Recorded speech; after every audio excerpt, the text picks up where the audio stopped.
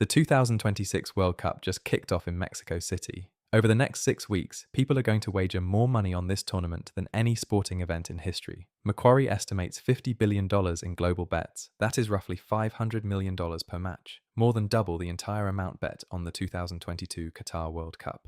That part you already knew. Here is the part nobody is telling you. This is the first World Cup in history where the biggest beneficiaries are not the casinos or the bookmakers. The biggest beneficiaries are companies you probably think of as brokerages and crypto exchanges. Robinhood, Coinbase, Kalshi, Polymarket, platforms that started by helping you invest in stocks and crypto have quietly turned into the largest sportsbooks in America, and the World Cup is their moment. By the end of this video, you will understand how Wall Street legally transformed sports gambling into a financial product, why prediction markets are growing faster than any sector in finance right now, and the one rule that protects you from getting pulled into the most expensive gamble of your life while thinking you are investing. Let me start with the numbers, because they are insane. Bernstein Research projects that the 2026 World Cup will drive up to $10 billion in trading volume across prediction markets and sportsbooks. That is just the financial market side.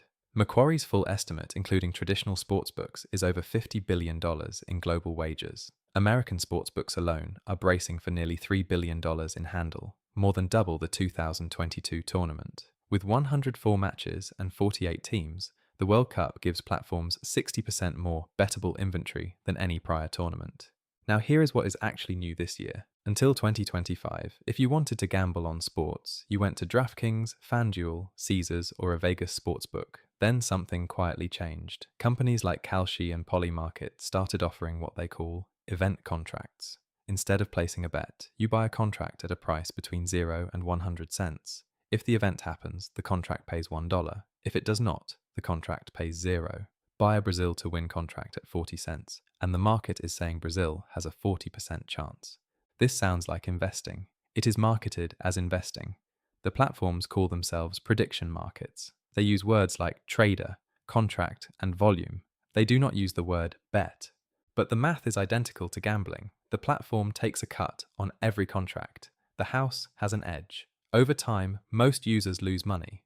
The structure is just gambling wrapped in financial language, so it can avoid state gambling laws and operate under federal commodities regulation instead. Here is how fast this has grown. Sports event contract volume across Kalshi and Polymarket was under $5 billion per month in September 2025.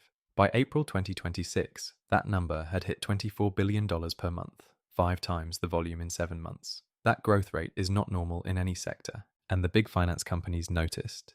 Coinbase launched a prediction markets product through a partnership with Kalshi in early 2026.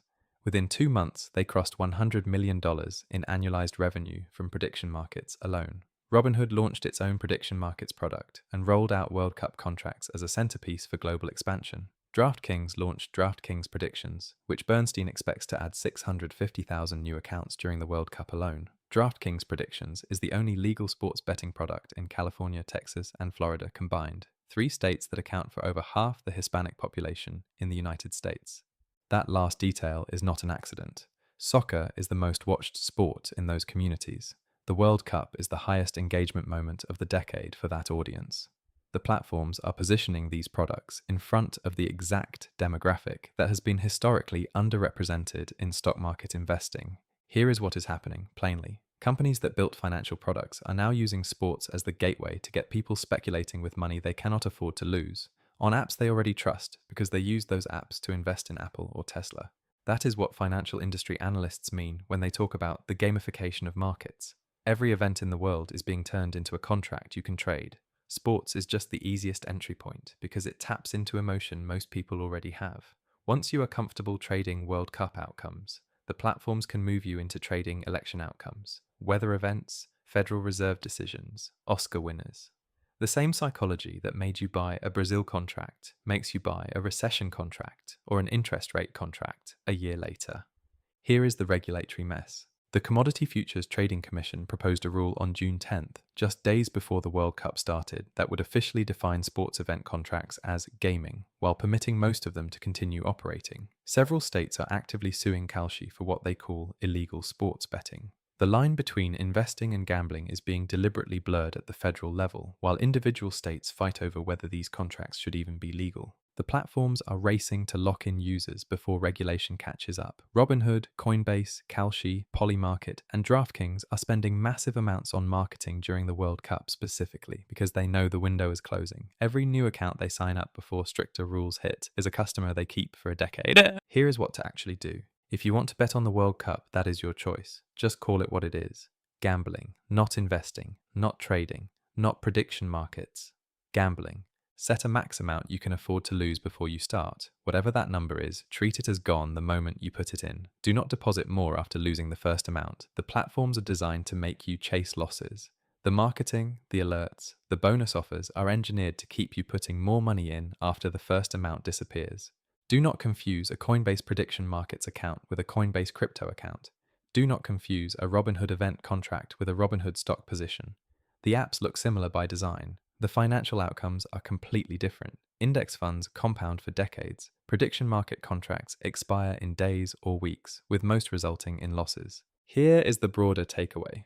For the last 100 years, the wealthy have known the difference between investing and gambling. They invest, they own the casinos. The gap between people who get wealthy and people who stay broke is partly a function of this distinction. Investing pays you over time. Gambling pays the house over time. What is happening right now is that the wealthy are deliberately blurring the line. They are taking gambling products, dressing them in financial language, and selling them to people who would never walk into a casino. The platforms make hundreds of millions of dollars. The users make stories they tell at the bar about that one bet that paid off, while quietly losing more than they remember on all the others.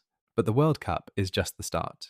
By 2030, prediction markets are projected to be a $500 billion industry. Every election, every weather event, every economic data release, every entertainment award, every viral news story is going to have tradable contracts attached to it. The next video, I am going to show you exactly how prediction markets are about to replace traditional financial news, why some of the smartest people in finance think this could destabilize markets in ways nobody has thought through, and the one prediction market that is actually worth paying attention to.